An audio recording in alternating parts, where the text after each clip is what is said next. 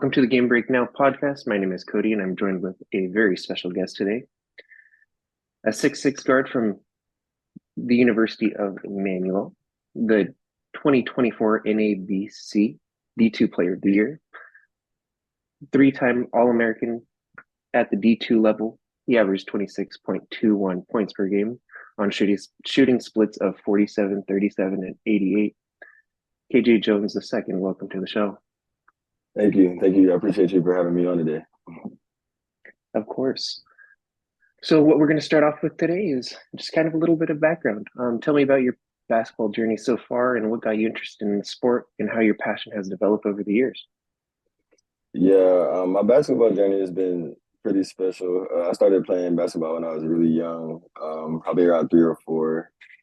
My parents kind of introduced me to all the sports that little boys tend to play, like baseball, football, basketball.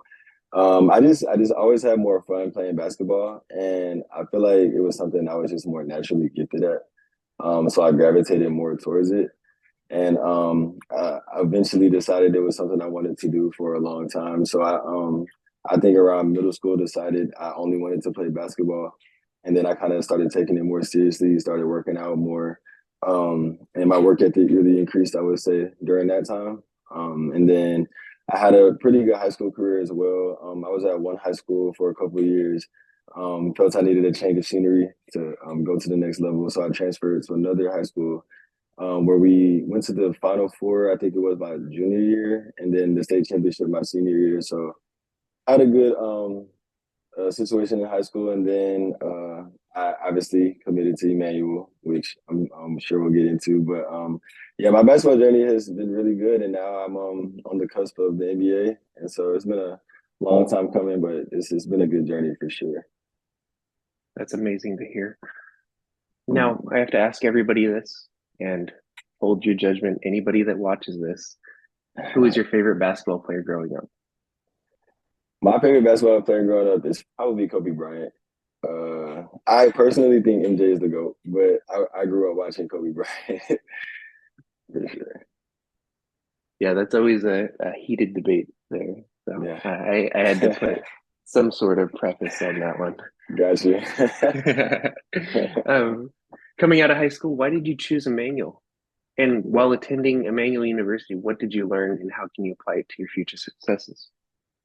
So yeah, I chose Emmanuel because it actually was my only option. I had no other offers coming out of high school, and so I hadn't done enough research about trying to go JUCO or reclassing or anything like that, and it was an opportunity. And I knew the coaches and the staff believed in me when I first went on campus to visit, and they were calling me the whole rest of the season. And I just felt like I guess that's where I'm supposed to be, and so I ended up committing there, and I'm glad that I did, and I wouldn't change that part of my journey for anything. And I would say I learned a lot at Emmanuel on and off the court. I'm super thankful for my head coach, TJ Rosine. He played a big part in my growth as a person and as a player. I would say one of the biggest things I learned on the court, which is like as a teammate, like it's not about you. Just being extremely like selfless and ultimately understanding that everybody has to sacrifice to win games, to win championships, and when everybody can put their pride aside and kind of strive towards one goal, it's achievable. So I would say that's one of the biggest things I learned from him on the court, and then off the court, just being a person of service, reaching out to people, getting involved in the community, especially with somebody like myself.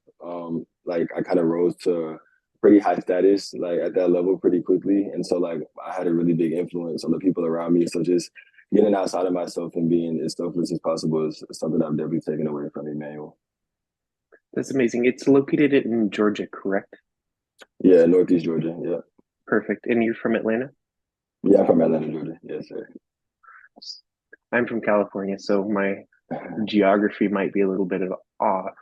But how Okay. far is the campus from your house per se? It's about an hour 45, I would say, or Okay. close to 2 hours if there's traffic. Atlanta traffic. I've been there a couple Yeah. times. Atlanta traffic is no joke. Yeah. Absolutely. Awesome. So after your junior year, you more than likely garnered some attention. I mean, you're averaging 26 points per game at that level. Why did you decide to stay at the D2 level? Yeah, so it's a few different reasons. I mean, one, just loyalty. Like I told you earlier, I had one offer out of high school, and so those are the people that believed in me first. And so not that I like owed it to them, but like I just really appreciated, them believing in me when nobody else did. So that's number one. Number two, I would say I made a commitment early in my career at Emmanuel that even though I didn't go D1, I still wanted to achieve my goals and make it to the highest level.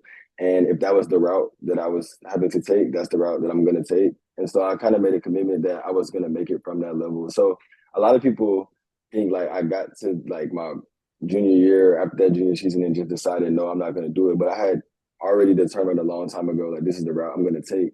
And so I made the necessary sacrifices from that point early in my career to work extremely hard. During the summer times, I really didn't go on much vacation, because I always had the end goal in mind. And so I kind of just rewired my brain and my thinking.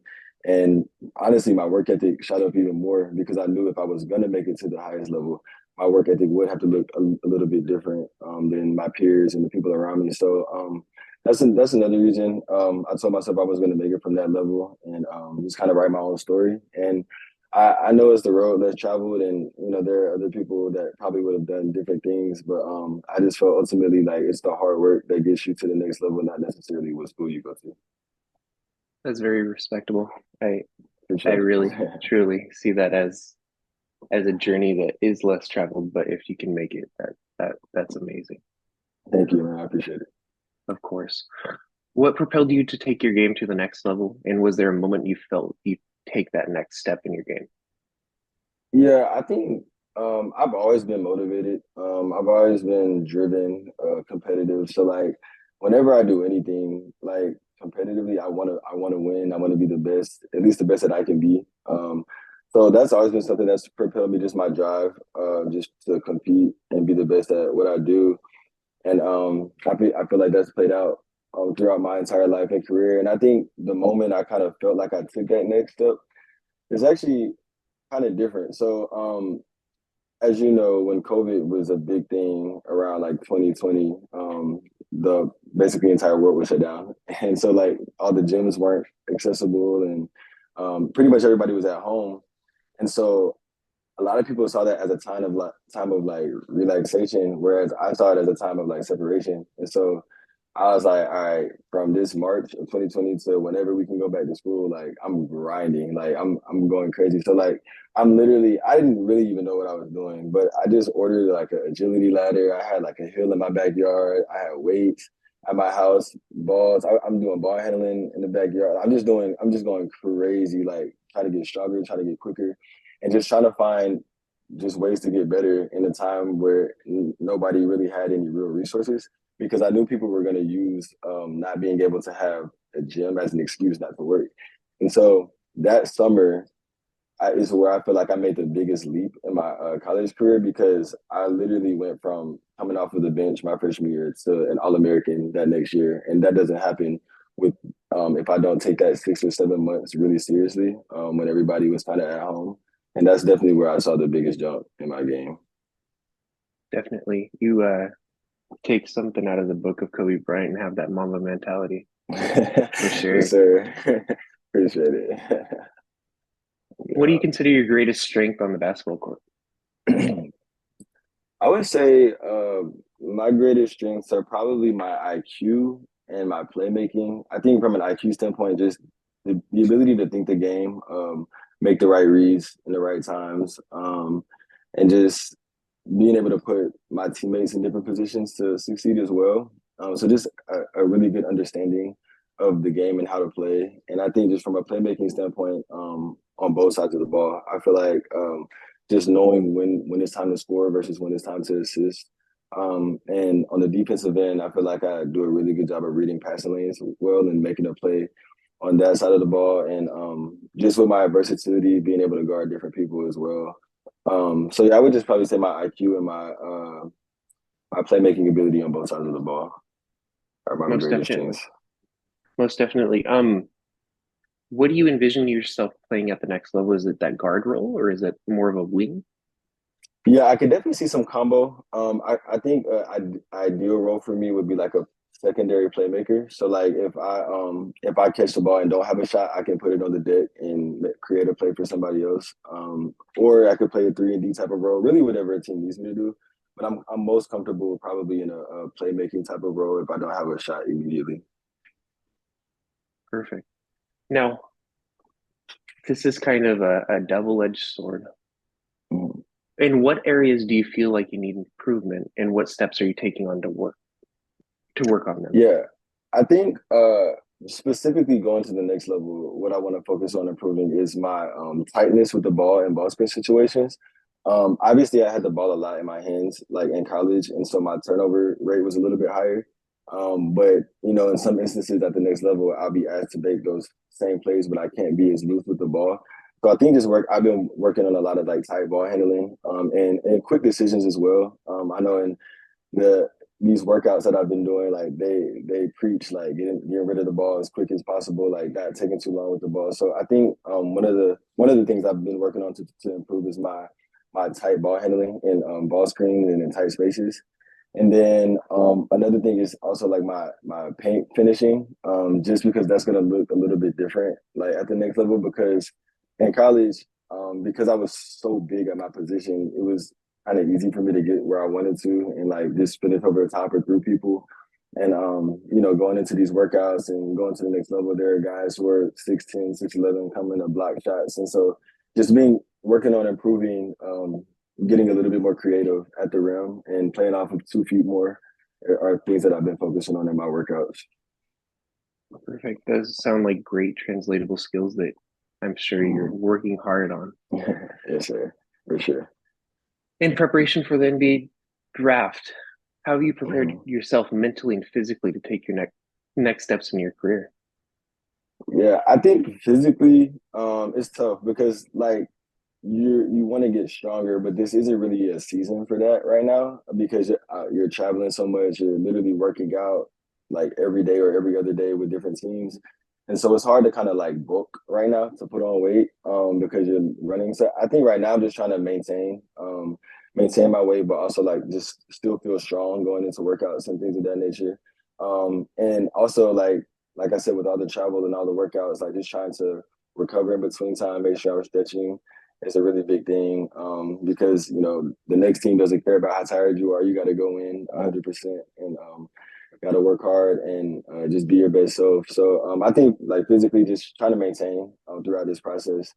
I think as far as mentally, just I think the biggest thing is just like maintaining your confidence. You know, you go into these workouts where you play against other really good players, and you know you perform well some days, maybe not as good other days, but just like understanding that it's part of the process, it's part of the journey, and these teams have seen you play for however long, so you know you're there for a reason, and just like understanding that you belong as well, and just keeping that mindset of being confident and you know just doing what you do, like you know you've worked so hard to get to this point, and so I think just being confident throughout the process and just continue to move forward and having like that next play, next workout mentality is a big thing for sure.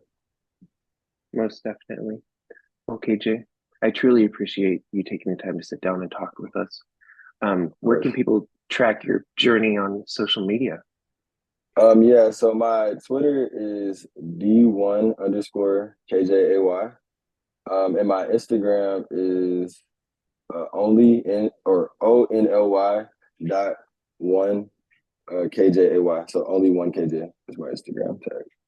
Perfect. If you haven't gone out and watched some of KJ's tape, it is amazing. We wish you the best of luck at your future endeavors, and we'll be I tracking appreciate the it. progress along the way. Yes, sir. Thank you. I appreciate you taking the time and having me on today, man. Most definitely. Thank